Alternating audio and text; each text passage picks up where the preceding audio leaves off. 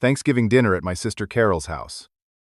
Her daughter Emma, 19 and fresh from her first semester at a prestigious university, looked at me with disgust as I approached the dining table. "Uncle Ned, we don't sit with your kind," she sneered, gesturing at my work clothes. The entire family erupted in laughter. My brother-in-law Steve smirked. "Maybe you should eat in the kitchen with the help." 22 relatives joined their cruel chorus, treating me like garbage. What they didn't know would change everything. Standing there in Carol's marble foyer, I felt the familiar sting of rejection wash over me like a cold tide. The chandelier above cast harsh shadows across faces that once showed me love, now twisted with condescension and barely concealed disgust. My sister Carol, resplendent in her designer dress and perfectly styled blonde hair, avoided eye contact as she directed me toward the kitchen entrance. "Ned, darling, perhaps you'd be more comfortable eating with the catering staff," she suggested, with false sweetness. Her voice carried that affected accent she'd developed after marrying Steve. All traces of our working-class childhood carefully scrubbed away like dirt under manicured fingernails. I glanced around the opulent living room, taking in the expensive artwork and imported furniture that screamed of newfound wealth. My brother Marcus stood near the fireplace, his tailored suit immaculate as he discussed stock portfolios with our cousins. He was a corporate lawyer now, specializing in mergers and acquisitions, and his success had transformed him into someone I barely recognized. When our eyes met, he offered only a curt nod before turning back to his conversation about offshore investments. "Uncle Ned!" Emma's voice dripped with theatrical disgust as she emerged from the powder room, her sorority sisters flanking her like an entitled army. "Did you seriously drive here in that piece of junk? My friends from Dartmouth are coming over later, and I cannot have them seeing that rust bucket in our driveway." My pickup truck sat outside like an unwelcome guest among the collection of BMWs, Mercedes, and Tesla vehicles that filled the circular drive. The Ford F-150 had served me faithfully for 15 years, its weathered exterior hiding the fact that I could afford to buy every car in that driveway twice over. "Emma, show some respect," Tom said quietly from the corner. At 21, he was Carol's youngest son, and the only family member who still treated me like a human being. His defense earned him a sharp glare from his mother. "Thomas, don't encourage his delusions," Carol snapped. "Ned needs to accept reality. Some people are meant for greatness, and others are meant to serve." The cruelty in her words hit me like a physical blow. This was the same sister who used to curl up next to me during thunderstorms when we were children, sharing secrets and dreams in our cramped apartment above our father's failed grocery store. We'd grown up wearing hand-me-downs and eating government cheese, promising each other we'd never forget where we came from. Julia, my other sister, glided into the room wearing a fur coat that probably cost more than most people's annual salary. She'd married into old money, and it showed in every calculated movement. "Oh, Ned," she sighed dramatically, "you really should consider taking some classes. Community college has wonderful programs for people your age. Never too late to better yourself." Her husband, Richard, barely acknowledged my presence as he adjusted his cufflinks. Old money had a way of looking through people they considered beneath notice, and I was apparently invisible to him. "Where's Dad?" I asked, hoping our 80-year-old father might provide some refuge from the mounting hostility. "He's in the sunroom," Marcus replied without looking up from his phone. "Probably better for everyone if he stays there. These business discussions are above his comprehension level anyway." The dismissal of our father, who'd worked 3 jobs to keep us fed after Mom died, sent rage coursing through my veins. But I'd learned to swallow my anger years ago, to let their words bounce off me like rain on concrete. They had no idea that their simple brother had been quietly building an empire while they flaunted their inherited or married wealth. Steve appeared with a crystal glass of expensive bourbon, his gold watch catching the light. He owned a chain of luxury car dealerships across 3 states, and his success had inflated his ego to match his expanding waistline. "Ned, buddy, I've been thinking about your situation," he announced loudly enough for everyone to hear. "I might have an opening in my service department. It's entry-level, but it would get you off construction sites before your back gives out completely." The room fell silent as 22 pairs of eyes turned to watch my reaction. I could feel their anticipation, their desire to see me grovel for their scraps of charity. "That's generous, Steve," I replied evenly, but I'm quite comfortable with my current work." Laughter erupted around the room like breaking glass. Emma actually doubled over, tears streaming down her perfectly made-up face. "Current work?" she gasped. "Uncle Ned, you nail boards together for a living. That's not work, that's manual labor." "There's honor in honest work," I said quietly, but my words were drowned out by their continued amusement. Marcus stepped forward, his legal mind working angles like always. "Ned, we're family, so I'll be direct. You're 34 years old, still single, still living paycheck to paycheck. Don't you want more from life? Don't you want to matter?" The question hung in the air like smoke from a dying fire. Did I want to matter? I owned the ground they walked on, the roofs over their heads, the very chairs they sat in to mock me. I mattered more than any of them could imagine, but they'd never bothered to look beneath the surface. Carol's voice cut through my thoughts. "Dinner's ready. Everyone to the dining room except." She gestured vaguely in my direction. "Ned, there's a perfectly good breakfast nook in the kitchen. More your speed, really." As the family filed into the formal dining room, chattering about their vacations to Europe and their children's private school achievements, I stood alone in the foyer. The grandfather clock ticked steadily in the corner, counting down seconds until everything would change. Tom lingered behind, conflict written across his young face. "Uncle Ned, this isn't right. You should eat with us." "It's okay, son," I told him, meaning it. "Sometimes people need to show you who they really are." Through the archway, I could see them taking their seats around the massive oak table, the same table I'd helped Steve move into this house 3 years ago when he thought he was buying it. They had no idea they were sitting in my dining room, eating off my dishes, breathing my air. Steve's booming voice carried from the dining room as he stood to make a toast. "Let's thank the little people who make our success possible. Without folks like Ned out there swinging hammers, where would the rest of us be?" The laughter that followed was sharp and cutting, designed to wound. They'd drawn first blood, established the hierarchy, put me in my place. But as I walked toward the kitchen, I couldn't help but smile. They had absolutely no idea what was coming. Sitting alone at the small table in Carol's kitchen, I stared out the window at the manicured gardens that I'd paid a landscaping company to design and maintain. The irony wasn't lost on me. For the past 15 years, I'd been the silent architect of their lifestyle, the invisible hand that made their comfort possible. It started in my early 20s when the housing market crashed. While everyone else saw disaster, I saw opportunity. My construction job gave me insider knowledge about which properties had structural issues, which neighborhoods were undervalued, and which foreclosures were actually diamonds in the rough. I'd started small, buying a duplex with every penny of savings I had, living in one side while renting out the other. The first time my family mocked my tiny apartment, I was actually living in my own building, collecting rent from 3 other units. But I kept quiet, kept saving, kept buying.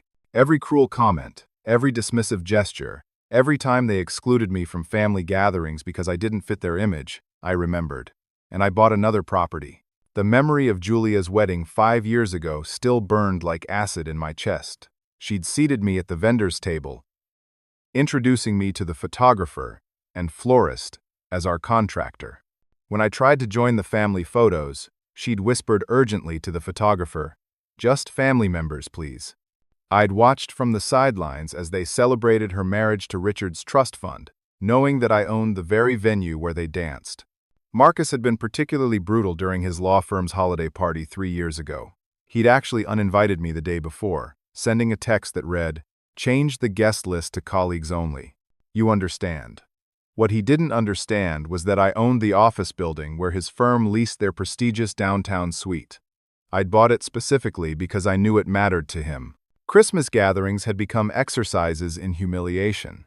They'd seat me at the children's table, making jokes about my simple mind being more suitable for conversations about cartoons and toys.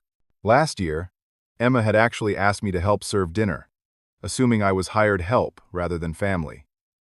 The pain of watching my own niece treat me like a servant still made my hands clench into fists, but tonight felt different. Tonight, their cruelty had crossed a line that even my patience couldn't tolerate. As I picked at the leftover turkey and stuffing they'd grudgingly provided, I thought about the phone call I'd received earlier from my property management company. "Mr. Ned, we need to discuss the Thompson Street properties," my manager had said. The tenants are requesting lease renewals, but several are behind on rent. Should we proceed with eviction notices? Rice. The native or 0A. Right, 1. Mr. Ned. Thompson Street. That was where Carol, Steve, and Marcus all lived, each in houses they believed they owned. They had no idea that their mortgage payments went directly into accounts controlled by my holding companies.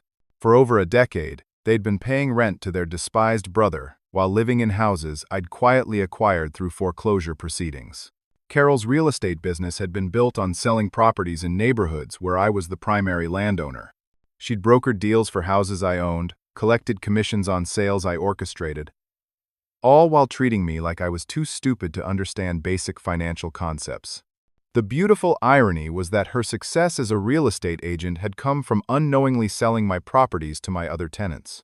Through the kitchen doorway, I could hear Steve bragging about his latest car dealership acquisition. Bought the whole complex from some investment group, he was saying. Got them to accept seller financing. Smart money always wins. If only he knew that the investment group was one of my shell companies, and that his seller financing meant he was essentially renting his own business from me. I'd structured the deal to look like ownership while maintaining ultimate control. Steve was so proud of his business acumen, he'd never bothered to read the fine print. The sound of approaching footsteps made me look up. Patricia, Marcus's wife, appeared in the kitchen doorway, holding an empty wine glass. She was a successful doctor, intelligent, and usually kind, but even she'd been infected by the family's growing snobbery. "Ned," she said softly, glancing around to make sure no one could overhear.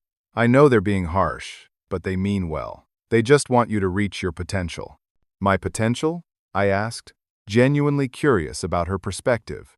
She sat down across from me, her expression earnest. "You're intelligent, hard-working, reliable.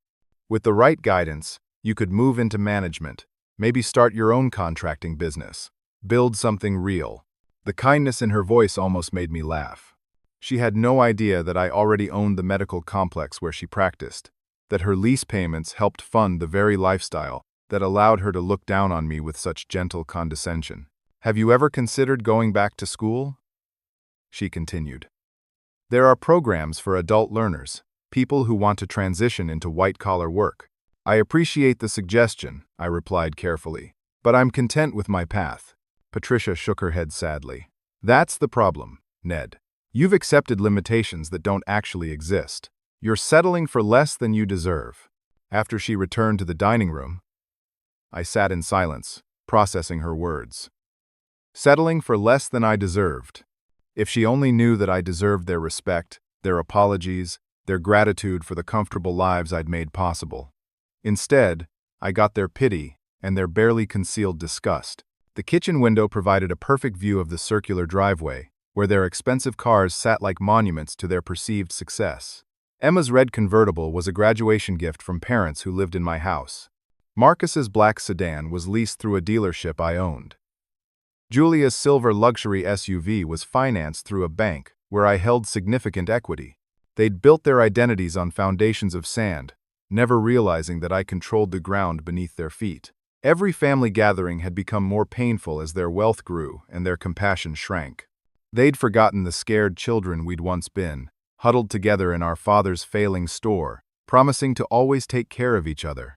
The sound of raucous laughter from the dining room broke through my reverie. Someone had obviously told another joke at my expense. I could picture them there, raising their glasses in toasts to their success, completely unaware that their success was an illusion built on my generosity and their ignorance. A soft knock on the kitchen door interrupted my thoughts. Tom peered around the corner, his face flushed with embarrassment. "Uncle Ned, I brought you some pie. Mom made me promise to check if you needed anything." "Sit down, Tom," I said, gesturing to the chair Patricia had vacated. "Tell me about college." For the next 20 minutes, we talked about his engineering studies, his girlfriend, his dreams for the future. Tom was different from the others, untainted by the poison that had infected the rest of the family. He still saw people as human beings rather than social climbing opportunities. "I don't understand why they treat you like this," he said finally, his voice heavy with confusion. You're the only one who remembers my birthday without being reminded. You're the only one who asks about my classes, my friends, my life. Yet they act like you're some kind of burden. People see what they want to see, I told him. Sometimes their vision is clouded by things that don't really matter. As Tom returned to the dining room, I made a decision that had been building for years. Tonight would be the last time I endured their cruelty in silence. Tonight would be the last time they looked through me like I was invisible. Tonight, they would learn that their despised brother held their futures in his calloused hands. I pulled out my phone and scrolled through my contacts until I found my property manager's number. Tomorrow, we'd begin implementing some long-overdue policy changes. It was time for my tenants to understand their true situation. The clock on the kitchen wall showed 8:30. In 12 hours, their world would begin to change forever. The sound of chairs scraping against hardwood floors echoed from the dining room as the family prepared to move to the living room for after-dinner drinks. I'd finished my solitary meal and was washing my plate when Steve's booming voice cut through the evening air like a rusty blade. Before we all get too comfortable, I think a toast is in order, he announced. Ice clinked against crystal as glasses were refilled with expensive liquor. To the little people who make our success possible. Without folks like Arnett out there swinging hammers and digging ditches, where would civilized society be? The eruption of laughter that followed sent a chill down my spine.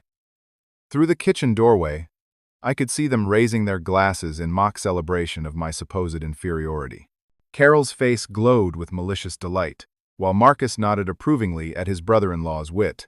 "Speech! Speech!" someone called out, and Steve gladly obliged. "Seriously, though," he continued, his voice taking on the patronizing tone of someone addressing a child, "we should all remember to appreciate the simple folks. They may not have our education, our refinement, or our business sense, but they serve a vital function in the ecosystem. Someone has to do the grunt work." Emma had positioned herself near the archway, her phone held high as she recorded every moment. Her fingers flew across the screen as she added captions to what I assumed was a live social media broadcast. "Oh my God, you guys," she said to her phone, not bothering to lower her voice. "This is my uncle I was telling you about. The one who still thinks manual labor is a career path. Watch this train wreck." She panned the camera to capture me standing alone in the kitchen, then swiveled back to film the family's continued mockery. Her followers were apparently eating it up, based on her excited reactions to their comments. "Jenna says he looks exactly like the guy who fixed her toilet last week," Emma read aloud, causing another wave of laughter. "And Brad wants to know if he takes food stamps." The casual cruelty of using me as entertainment for her college friends stung deeper than I'd expected. This wasn't just family dysfunction anymore. It was public humiliation broadcast to hundreds of strangers who would never know there was another side to the story. Julia chose that moment to make her grand entrance, sweeping into the living room like she was arriving at a debutante ball. Her fur coat had been replaced by a silk shawl that probably cost more than most people's monthly rent. "Darling," she addressed Carol, while pointedly ignoring my presence, "you simply must tell me about that divine caterer you used for your charity luncheon. I'm hosting the museum board next week, and I refuse to serve anything that isn't absolutely perfect." "Oh, that little place downtown," Carol replied with affected nonchalance. "They're quite good for local standards, though nothing compared to the caterers we used in the Hamptons last summer." The conversation continued in this vein for several minutes, each woman trying to outdo the other with tales of expensive indulgences and exclusive social events. I found myself cataloging their various boasts, mentally cross-referencing them with the financial information I had access to as their landlord. Carol's charity luncheon had been held at a venue I owned. Julia's museum board meetings took place in a building where I controlled the lease. Their entire social infrastructure existed within my business empire, yet they spoke as if they were financial titans while treating me like hired help. Marcus appeared in the kitchen doorway, his expression a mixture of superiority and what might have been concern. "Ned, we need to talk," he said, gesturing for me to follow him onto the back patio. The evening air was crisp and clean, a sharp contrast to the toxic atmosphere inside the house. Marcus closed the sliding door behind us and leaned against the railing that overlooked Carol's perfectly manicured backyard. "Look," he began, his lawyer's mind clearly working through some strategy. "I know tonight has been rough, The family can be intense when they're all together. Intense, I repeated, testing the word. That's one way to describe it. Here's the thing, Marcus continued, pulling out his business card and pressing it into my hand. I've been thinking about your situation, and I might be able to help. There are legal settlements, disability claims, workers' compensation cases. With your history in construction, I could probably find some angles that would set you up with a nice little nest egg. He was offering to help me sue people, to find legal loopholes that would provide me with what he considered adequate compensation for my limited circumstances. The irony was breathtaking. I don't need your help, Marcus, I said quietly. His expression hardened slightly. Pride, Ned. That's always been your problem. You'd rather struggle in poverty than accept help from family. Is that what you think this is about? Pride? What else could it be? He gestured toward the house where our relatives continued their celebration of superiority. We're offering you opportunities, connections, ways to improve your life, but you keep pushing us away. Through the patio door, I could see Emma still filming, now interviewing various family members about their thoughts on people who never amount to anything. The Cruelty was becoming performance art, a carefully orchestrated show designed to reinforce their perceived superiority. You want to know what I think? Marcus continued. I think you've gotten comfortable being the family disappointment. It's easier than actually trying to better yourself. His words hit like physical blows, each one carefully chosen for maximum impact. This was the brother who used to share comic books with me, who'd cried when our mother died, who'd promised we'd always look out for each other. Now he stood there offering to help me sue strangers while living in a house I owned. Thanks for the advice, I said, handing back his business card. Keep it, he insisted. When you're ready to stop feeling sorry for yourself and start taking action, give me a call. As we returned to the house, I noticed that several cars had arrived in the driveway. Emma's college friends were apparently joining the festivities, adding fresh eyes to witness my humiliation. Through the front windows, I could see young people in expensive clothes being introduced to the family, their laughter adding another layer to the symphony of mockery. Everyone, I'd like you to meet my Uncle Ned, Emma was saying as we entered the living room. He's the one I was telling you about, the family character. A group of perfectly groomed 19 and 20-year-olds turned to examine me like I was an exhibit in a museum. Their expressions ranged from barely concealed amusement to outright pity. So you're the construction worker, one of them said, with the kind of fake friendliness that rich kids learn early. Emma says you've been doing the same job for like 15 years. That must be really consistent. Consistent, I agreed. That's one way to put it. Steve had moved to the bar cart and was loudly explaining the differences between various single malt whiskeys to anyone who would listen. Now this, he said, holding up a bottle like it was a religious artifact. This is what success tastes like. 25 years old, imported from Scotland, costs more than some people make in a month. He caught my eye and grinned wickedly. Not that I'm naming names, of course. The college kids found this hilarious, laughing like trained seals at a circus. Emma was capturing every moment, her phone battery apparently unlimited, as she documented what she clearly believed would be viral content. Carol chose that moment to deliver what she probably considered a coup de grace.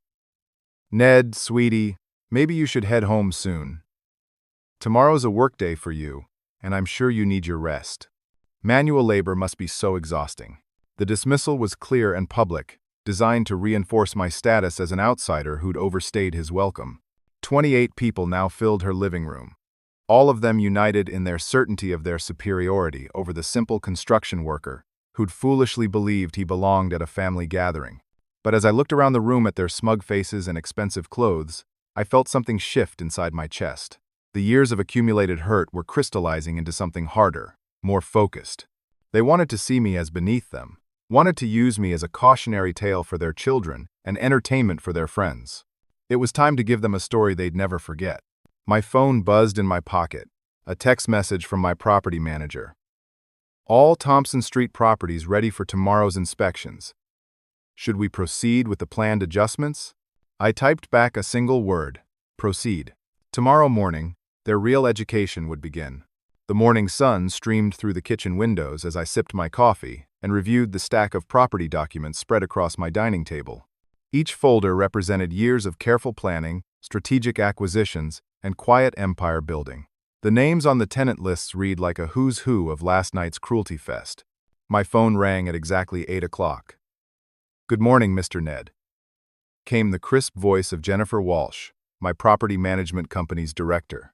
"We've completed the preliminary inspections of the Thompson Street properties as requested. There are several items requiring immediate attention."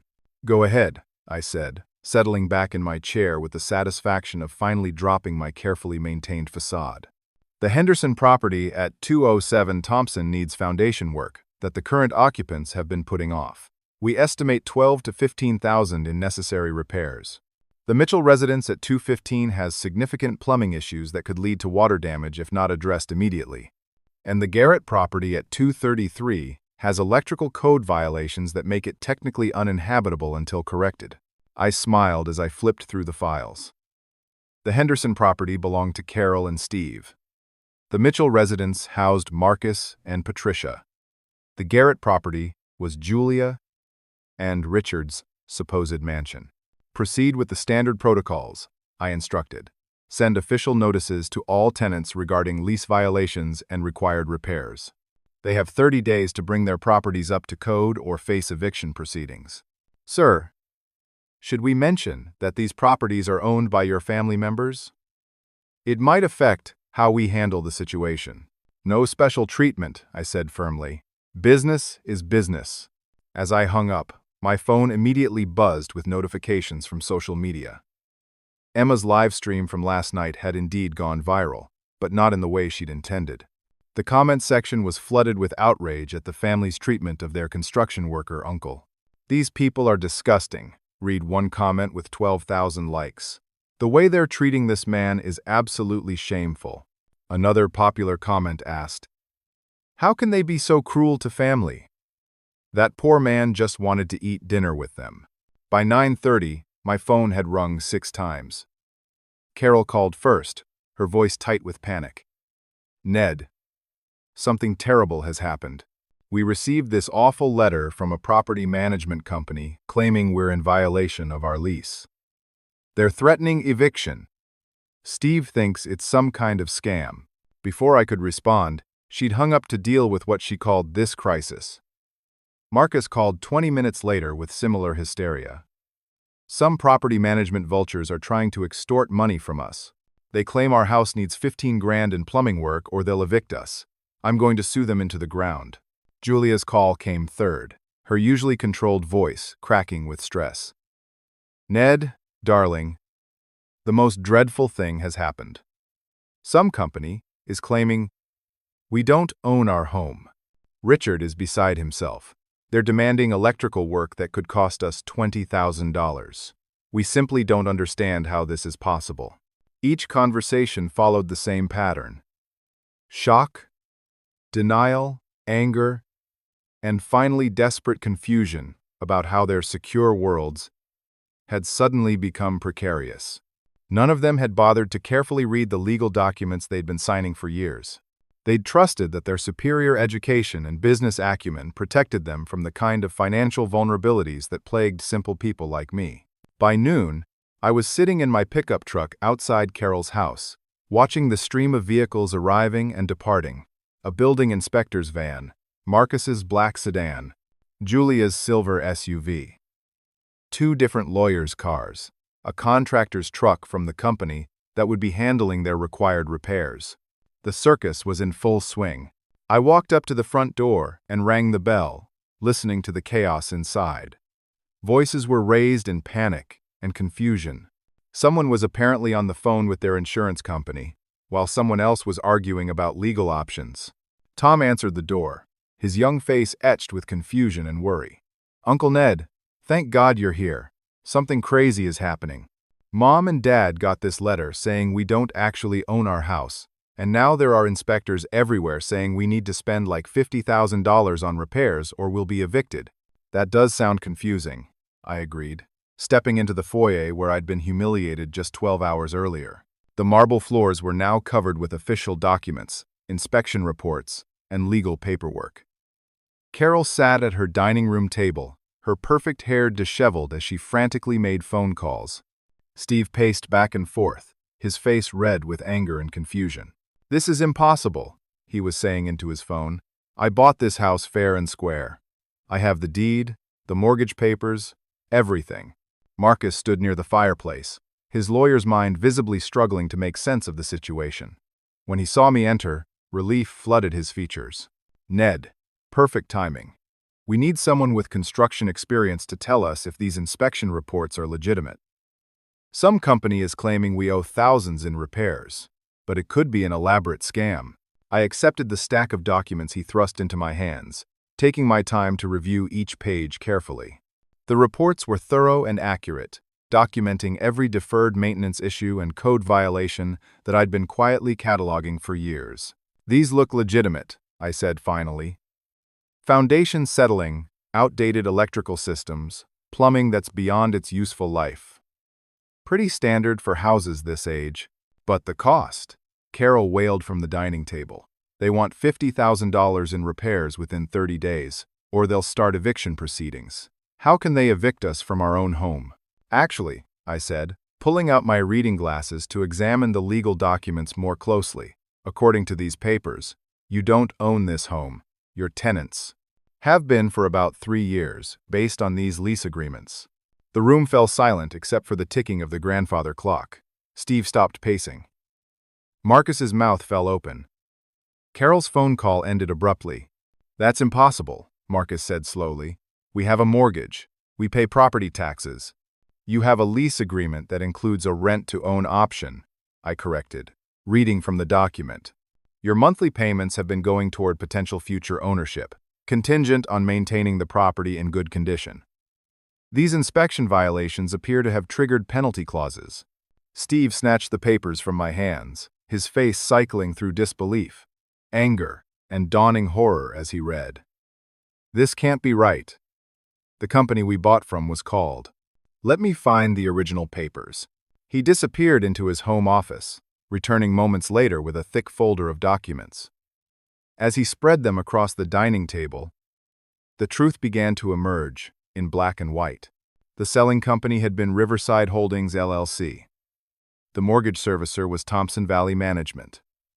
The property management company now threatening eviction was Associated Residential Services. All different names, all professional and legitimate sounding, all owned by me. "I don't understand how this happened," Carol whispered, staring at the papers like they contained ancient curses. "We were so careful." Steve researched everything. "Sometimes these investment companies use complex structures," I explained helpfully. "Shell corporations, holding companies, subsidiary arrangements. It can be difficult for average people to navigate." Marcus was reading the fine print with his trained legal eye, and I could see the moment understanding dawned. His face went pale as he traced the corporate structures through multiple documents. "The parent company," he said slowly, "the ultimate owner of all these properties and businesses." He looked up at me with growing suspicion. "The parent company is listed as N. Thompson Holdings."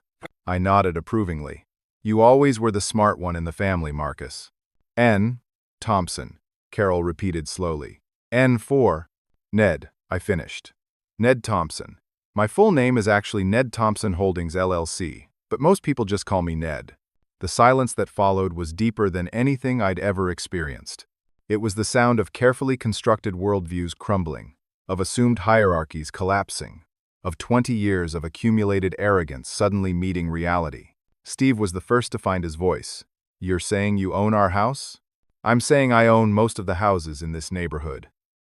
67 properties to be exact, including the ones where Marcus and Julia live." "That's impossible," Julia said from the doorway, having apparently let herself in during the revelation. "You're a construction worker. Construction workers don't own property portfolios. Construction workers who live below their means and invest wisely can accomplish quite a lot over 20 years, I replied. Especially when they have inside knowledge about structural issues and property values." Carol stood up slowly, her perfect composure finally cracking. "You've been lying to us. For years, you've been pretending to be poor. While you treated me like garbage," I finished. "Yes, I've been watching and listening and learning exactly what you thought of your brother who never amounted to anything." Marcus was still processing the legal implications. The country club, the private school, Julia's job at the museum. "How much of it do you control?" "Enough," I said simply. The truth was more extensive than even I wanted to reveal. Through various holding companies and investment partnerships, I controlled or held significant stakes in most of the infrastructure that supported their lifestyle. The country club where they played golf. The private schools where they sent their children. The medical complex where Patricia practiced. The shopping center, where Julia worked part-time as an art consultant. Their entire world existed within the ecosystem I'd quietly built while they mocked my simple life. Emma appeared in the doorway, her phone in her hand and her face white with shock. "Mom, you need to see this," she said, her voice barely above a whisper. "My video from last night. The comments. People are saying the most horrible things about us." She held up her phone, showing a screen full of angry responses to her live stream. The story had been picked up by larger social media accounts, turning her family's cruelty into a viral lesson about treating others with respect. "Delete it," Carol snapped. "Delete everything right now." "I can't," Emma replied, tears starting to form in her eyes. "It's been shared thousands of times. There are news outlets asking for interviews. Someone created a TikTok account called Justice for Uncle Ned. As the full scope of their situation became clear, I felt a strange mixture of satisfaction and sadness. Satisfaction because justice was finally being served. Sadness because it had come to this, because the children I'd grown up with had become people I barely recognized. "So what happens now?" Tom asked, his voice small in the sudden quiet. I looked around the room at their shocked faces, these people who'd spent the previous evening competing to see who could hurt me most deeply. "Now," I said, "we're going to have a very different conversation about respect, family, and what really matters in life." The afternoon sun cast long shadows across Carol's living room, as the full extent of my business empire spread across the dining table like a roadmap of their dependencies. Document after document revealed the interconnected web of ownership that had been invisible to them for decades. "The Riverside Medical Complex," I said, placing a property deed in front of Patricia, "where you practice cardiology. I bought it during the recession when the original developers went bankrupt." Patricia's hands trembled as she examined the paperwork. "You've been my landlord for 6 years? Your lease payments have been very reliable," I acknowledged. "Always on time. Never any complaints from the building management company." Marcus was frantically shuffling through his own stack of documents, his legal training finally serving a purpose as he traced the corporate structures. "Thompson Valley Legal Plaza. That's our building downtown. Our firm's lease. Goes directly to one of my holding companies, yes. You've been an excellent tenant. Very professional, always paid on time, though I was disappointed when you didn't invite me to your holiday party." The color drained from his face as he remembered the text message he'd sent, uninviting me because I didn't fit the image he wanted to project to his colleagues. Steve sat heavily in his leather chair, a man watching his empire crumble. The car dealerships. When I expanded to 3 locations, I thought I was buying the properties from some out-of-state investment group. "Sunrise Automotive Holdings," I confirmed. "Another one of my companies. You've been an adequate tenant, though I've had concerns about your customer service ratings lately." "You could have told us," Carol whispered, her voice broken. "All these years, you could have said something." "When would have been appropriate?" I asked. "During the Christmas when you seated me at the children's table? Or maybe at Marcus's law firm party that I wasn't invited to? Perhaps during one of the many family dinners where you suggested I find work more suitable to my limited capabilities?" Julia had been silent throughout the revelations, but now she spoke with dawning horror. "The Museum of Regional Arts, where I work as a consultant. I hold the lease on that building through Cornerstone Cultural Properties," I confirmed. "Your salary is indirectly paid through rent that comes from my accounts. The irony is that you've been helping to curate exhibits about local history, including several pieces about working-class families building wealth through determination and hard work." The weight of their hypocrisy was becoming visible, settling on their shoulders like heavy coats. Every cruel comment, every dismissive gesture, every moment of calculated humiliation had been directed at the person who made their comfortable lives possible. Tom sat in stunned silence, processing the magnitude of the revelation. "Uncle Ned, why didn't you ever say anything? Why did you let them treat you like that?" "Because I needed to know who they really were," I answered honestly. "Wealth changes people, Tom. Sometimes it reveals their true character, and sometimes it corrupts them completely." I wanted to see which would happen to my family. Emma had been live streaming again, but this time her audience was witnessing something very different. Instead of mocking a poor relative, they were watching the revelation that the family had been systematically cruel to their benefactor. The comments were flooding in faster than she could read them. "Turn off that phone," Steve barked, but Emma seemed frozen, watching the real-time reactions of thousands of viewers. "They're calling us monsters," she whispered. "Someone started a hashtag called How Not to Treat Family. There are memes being made about us." The viral nature of their humiliation was poetic justice, but I took no pleasure in watching Emma's genuine distress. She was young, shaped by the values her parents had instilled rather than her own moral failures. "The damage can be repaired," I said, though I wasn't sure that was entirely true. "But it will require genuine change, not just public relations management." Patricia found her voice, though it shook with emotion. "Ned, I owe you an enormous apology. We all do. The way we've treated you is inexcusable." "Apologies are a start," I agreed. "But actions matter more than words." Marcus stood up abruptly, his lawyer's mind working through the implications. "You could destroy us financially. With a few phone calls, you could evict us all, terminate our leases, ruin our businesses. You have complete power over our lives." "I've had that power for years," I pointed out. "What makes you think I'd use it now?" "Because we deserve it," Carol said quietly, tears streaming down her face. "Oh God, Ned, what have we become? When did we turn into people who would treat family this way?" The question hung in the air like incense, heavy with the weight of self-recognition. This was the moment I'd been waiting for, not the revenge, but the reckoning. Not the punishment, but the possibility of redemption. "You became people who judged worth by wealth instead of character," I said. "People who valued status over substance.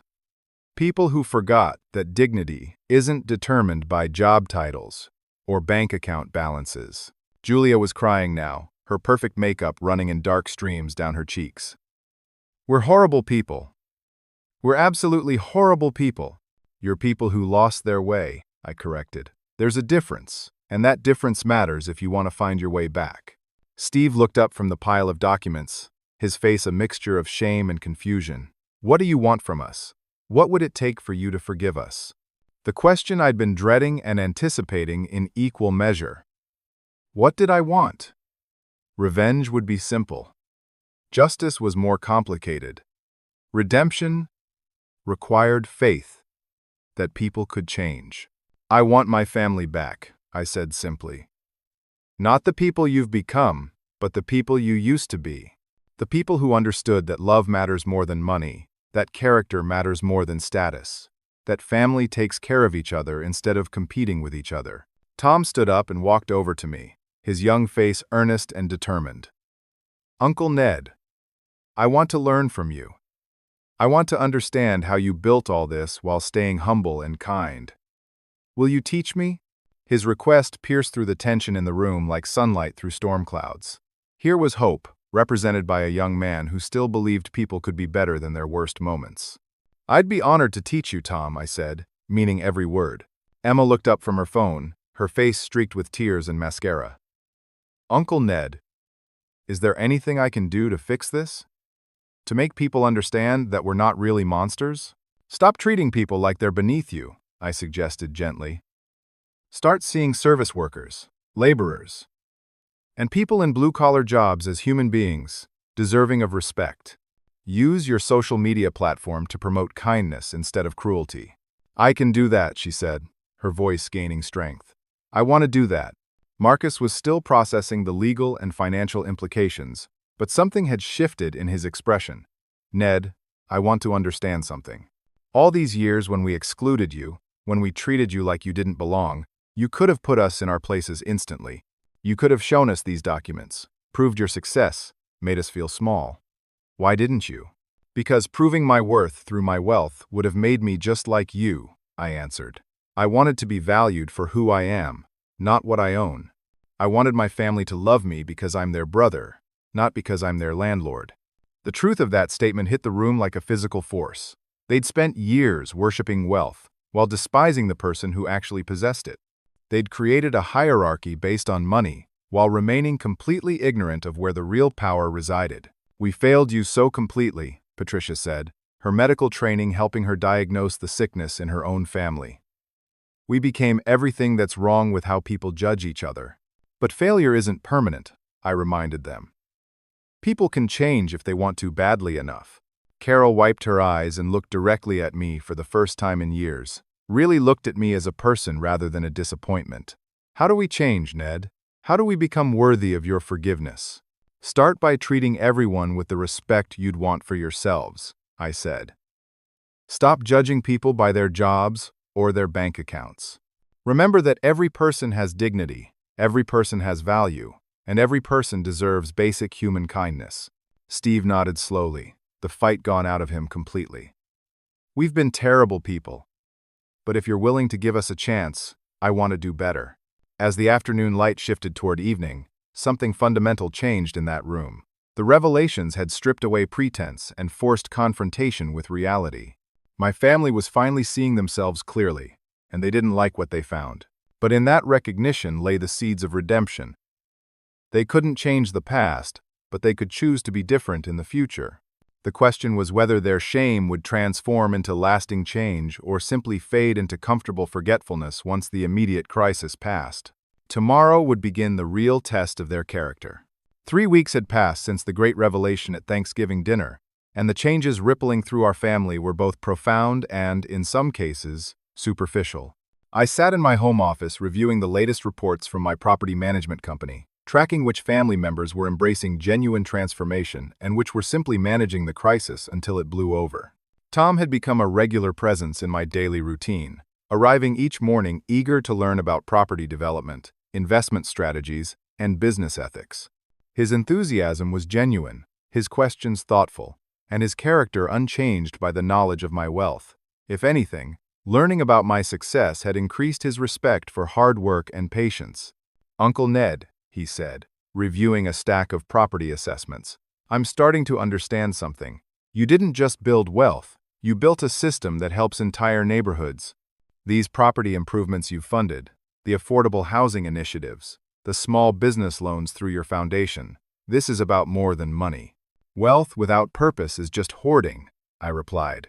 Money is a tool, not a goal. The question is whether you use it to build something meaningful or just to make yourself feel superior to others. Emma's transformation had been the most visible and, surprisingly, the most genuine. Her social media presence had completely changed direction, shifting from entitled privilege to promoting kindness and social awareness. She'd started a series called Respect Everyone, featuring interviews with people in service industries, construction workers, and blue-collar professionals about their experiences and contributions to society. Her college friends had initially been confused by the change, but her authenticity and the viral nature of the original Thanksgiving disaster had given her platform significant influence. Major news outlets had picked up her story about family humility and treating all people with dignity. I want to use my mistake to help other people avoid making the same one, she'd told me during a recent visit. I was raised to look down on people, and I need to spend time looking up to them instead. The financial adjustments I'd implemented had been fair but firm. Market rate rents for everyone, professional property management, and standard lease terms, with no special family exceptions. Those who had embraced change found their new arrangements reasonable and sustainable. Those who had not were struggling to adapt. Steve had fallen into the latter category. His initial shame had quickly transformed into resentment and barely concealed anger about his reduced circumstances. The required property repairs had strained his finances, and his pride had been shattered by the public nature of his humiliation. He'd started making veiled threats about legal action, apparently forgetting that his brother-in-law was a lawyer who'd already reviewed all the documents and found them ironclad. This is extortion, he'd complained to Carol just that morning, not realizing I was listening from the kitchen during my weekly property inspection. He's using our family relationship to manipulate us financially. Steve, he gave us below-market rent for 3 years. Carol had replied, her own transformation more gradual but seemingly authentic. We owe him money, not the other way around. Carol's change had been complicated by her career crisis. Her real estate business had been built on connections and reputation, both of which had been severely damaged by the viral video of their family's cruelty. Several clients had canceled contracts, and her professional association had quietly suggested she might want to consider a less public role in the industry. But she'd been working to rebuild both her business and her character. She'd started volunteering at a homeless shelter, using her real estate knowledge to help people find affordable housing. The work was humbling and eye-opening, forcing her to confront the real-world consequences of economic inequality. Marcus had surprised me with the depth of his professional transformation. He'd started taking pro bono cases for working-class families facing housing discrimination and wage theft. His legal skills, formerly used primarily to make rich people richer, were now being deployed to protect the vulnerable from exactly the kind of exploitation he'd once practiced himself. I've been thinking about what you said, he'd told me during a recent conversation, about using wealth as a tool rather than a weapon. I spent years helping people accumulate power over others. Now I want to help people protect themselves from that kind of power. Julia and Richard's response had been the most disappointing. After the initial shock wore off, they'd retreated into bitter resentment about their reduced circumstances. Richard, whose old money pride had been crushed by learning he'd been living off the generosity of someone he'd considered beneath notice, had become increasingly hostile. This is all manipulation, he'd complained to Julia, not caring who overheard. He's using financial leverage to force emotional responses. It's psychological warfare disguised as family reconciliation. Julia had been torn between genuine remorse and her husband's influence, ultimately choosing to maintain her marriage at the cost of repairing her relationship with me. They'd moved out of the area entirely, relocating to Richard's family estate in another state rather than accept their changed circumstances. The most unexpected development had been the community response to Emma's viral redemption story. Local news outlets had picked up the narrative about family reconciliation and treating all workers with respect. I'd received dozens of interview requests, job applications from people wanting to work for an employer who valued character over credentials, and even a few marriage proposals from women, impressed by the combination of hidden wealth and humble character. The economic impact had been significant as well. 3 of Steve's car dealerships had seen dramatic drops in customers after the story spread. Apparently, many people didn't want to buy cars from someone who'd publicly mocked his own family member. Marcus's law firm had gained clients specifically seeking representation from someone who demonstrated personal growth and social consciousness. Most importantly, the changes seemed to be lasting rather than temporary. Tom's commitment to learning ethical business practices was unwavering. Emma's social media transformation had attracted the attention of colleges and organizations focused on social justice, opening doors to opportunities that aligned with her new values. Marcus had been approached about running for local office based on his pro bono work and community involvement. But the real test came during our second family gathering since the revelation. This time, it was a small dinner at my house, with only the family members who'd genuinely committed to change. Tom, Emma, Marcus, Patricia, and Carol sat around my kitchen table, sharing a meal prepared together rather than served by hired help. The conversation flowed naturally, covering Tom's engineering studies, Emma's plans for college activism, Marcus's upcoming cases, and Carol's volunteer work. No one mentioned bank accounts or social status. No one compared incomes or possessions. They talked about books they'd read, places they wanted to travel, dreams they hoped to pursue. "This feels like family," Tom said during dessert, voicing what everyone was thinking. "Like we're actually related to each other instead of just competing for some invisible prize." "We lost sight of what family means," Carol admitted. "We turned relationships into status competitions." Emma nodded earnestly. "I want my future children to know their Uncle Ned as someone who teaches them about character and kindness, not just someone who has money." As the evening wound down and everyone prepared to leave, Marcus pulled me aside for a private conversation. "Ned, I need you to know that everything has changed for me." he said with the sincerity of someone who'd genuinely examined his life. I was becoming someone I didn't recognize, someone I didn't like. You gave me a chance to remember who I wanted to be. You gave yourself that chance, I corrected. I just provided motivation. As I cleaned up after dinner, I reflected on the past month's journey. Justice hadn't required revenge or cruelty. It had required truth, accountability, and the opportunity for redemption. The family members who'd chosen growth over resentment were building better lives and stronger relationships. Those who'd chosen bitterness over change were facing natural consequences for their decisions. The most beautiful part was watching genuine transformation take root. Tom's character had been strengthened by understanding the relationship between hard work and success. Emma had discovered that using privilege to lift others up was more fulfilling than using it to put them down. Marcus had learned that legal skills could serve justice rather than just profit. Tomorrow would bring new challenges and new opportunities to demonstrate whether their changes were permanent. But tonight, for the first time in years, I felt like I had a family again. The justice wasn't perfect, but it was real, and that was beautiful enough.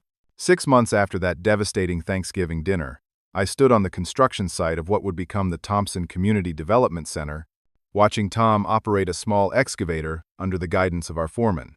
The irony wasn't lost on me that my nephew was learning the same blue-collar skills his family had once mocked, but his approach was completely different from their old attitudes. He saw construction work as valuable training for understanding the properties he'd eventually help develop and manage. "Uncle Ned," Tom called out, climbing down from the machine with dirt on his clothes and genuine pride on his face. The foundation layout is exactly what we discussed. This is going to be an incredible space for the community. The development center would house a job training program, small business incubators, and affordable meeting spaces for local organizations. It was funded entirely through my foundation and designed to serve the working-class families that formed the backbone of our neighborhood. The symbolism of building it on land that was once destined for another luxury development was intentional. Emma appeared at my elbow, her college journalism student's notebook in hand, as she documented the construction process for her ongoing series about economic development and community building. Her social media following had grown to over 2 million people, attracted by her genuine commitment to social justice and her compelling story of personal transformation. "The interviews with the job training participants are incredible," she told me, scrolling through her phone to show video testimonials. "Maria Rodriguez starts her electrical apprenticeship next month. James Wilson just got hired as a project manager after completing the construction management program." These stories are changing how people think about blue-collar careers. Her college had created a scholarship program in her name, specifically for first-generation students from working-class families. Emma had donated her trust fund to establish the endowment. Choosing to work part-time jobs to pay for her own education rather than live off inherited wealth, she no longer felt entitled to receive. Marcus arrived as we were reviewing the afternoon's progress, still wearing his courtroom suit but carrying a hard hat that had become a familiar sight at our job sites. His law practice had evolved into a hybrid model, spending half his time on traditional corporate law and half on advocacy for workers' rights and affordable housing initiatives. "The City Council approved the next phase of the project," he reported with satisfaction. 4 more affordable housing units and expansion of the job training programs. The vote was unanimous after the community impact presentation. His political aspirations had materialized into a successful run for city council, where his unique combination of business acumen and social consciousness had made him an effective advocate for balanced development that served all income levels rather than just wealthy investors. Carol's transformation had been perhaps the most complete. After losing most of her high-end real estate clients, she'd rebuilt her business around affordable housing advocacy and first-time homebuyer education. Her new client base consisted primarily of working families looking for their first homes, and her reputation for honest dealing and genuine care had made her one of the most respected agents in the area. "I have 3 more families ready to look at the Thompson Park development," she told us, referring to another of my projects that converted unused commercial space into affordable starter homes. Single parents, young couples, people who thought homeownership was impossible. Helping them achieve that dream is more satisfying than any luxury sale I ever made. The financial arrangements with my family had stabilized into patterns that reflected their commitment to change. Those who'd embraced transformation received fair treatment and reasonable terms. Tom paid no rent while living in one of my properties and learning the business, but he worked 40 hours a week and was earning his place through dedication and effort. Emma paid market rate for her apartment, but had access to internship opportunities and mentorship that was more valuable than any discount. Marcus and Carol had negotiated new lease agreements that reflected their reduced incomes but increased contributions to community development. Marcus provided legal services for my foundation at below-market rates. Carol managed property showings and homebuyer education programs. They were earning their family relationships through service, rather than expecting them as birthrights. The family members who'd chosen resentment over growth had faced natural consequences. Steve had lost 2 of his 3 car dealerships, unable to recover from the combination of reduced income, viral negative publicity, and his own inability to adapt to changed circumstances. He'd moved to another state and cut contact with the family entirely, apparently preferring isolation to humility. Julia and Richard had similarly chosen distance over growth, but their departure had been peaceful rather than bitter. Julia had called me just the previous week to apologize more fully and to express hope that time might heal the wounds her choices had created. "I chose my marriage over my family," she'd said during our conversation. "Richard couldn't handle the change in our circumstances, and I wasn't strong enough to stand up to him. I hope someday I'll have another chance to do better." The door was open for her return, but it would require genuine change rather than convenient apologies. The broader community impact had exceeded my most optimistic expectations. The viral story of family humility and redemption had inspired similar reckonings in dozens of other families, creating a local movement toward treating all work with respect and dignity. Local businesses had started featuring their blue-collar employees more prominently, and several other wealthy families had begun funding job training and community development programs. Emma's social media platform had become a clearinghouse for stories about economic justice, family reconciliation, and treating all people with respect regardless of their job titles or income levels. She'd received speaking requests from universities, community organizations, and even corporate conferences looking to address workplace culture and social responsibility. The most meaningful change, however, had been in our family dynamics. Our weekly dinners were now held at different family members' homes, with everyone contributing to both cooking and cleanup. Conversations centered around community impact, personal growth, and shared goals rather than status competitions and material acquisitions. Tom had become my business partner in everything but name. His engineering education combining with practical construction experience to create innovative solutions for affordable housing and community development. His girlfriend Sarah, a teacher from a working-class family, fits seamlessly into our transformed family culture. During last Sunday's dinner, she'd made an observation that captured the essence of our journey. "You all talk about wealth differently now. It's not about having money, it's about what you do with it. That's so much more interesting than just showing off expensive things." As the sun set over the construction site, I reflected on the strange journey that had brought us to this point. The cruelty of that Thanksgiving dinner had been painful beyond description, but it had also been necessary. Without that complete breakdown of pretense and facade, genuine rebuilding would have been impossible. The family I'd lost to wealth and status consciousness had been replaced by a family united around shared values and common purpose. We'd learned that true wealth wasn't measured in bank account balances, but in the strength of relationships and the positive impact on community. Tom, Emma, Marcus, and Carol had discovered that using privilege to lift others up was infinitely more satisfying than using it to put others down.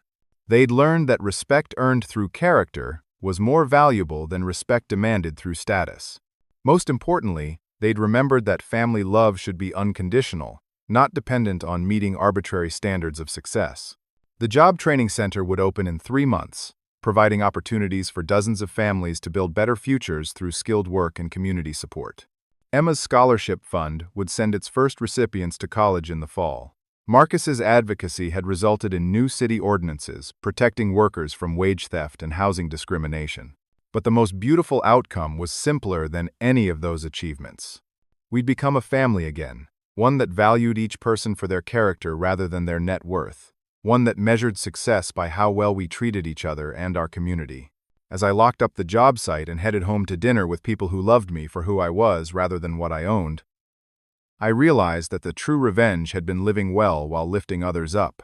The cruelty of that Thanksgiving night had revealed who people really were, but the months that followed had shown who they could choose to become. The transformation hadn't been perfect, and it wasn't complete.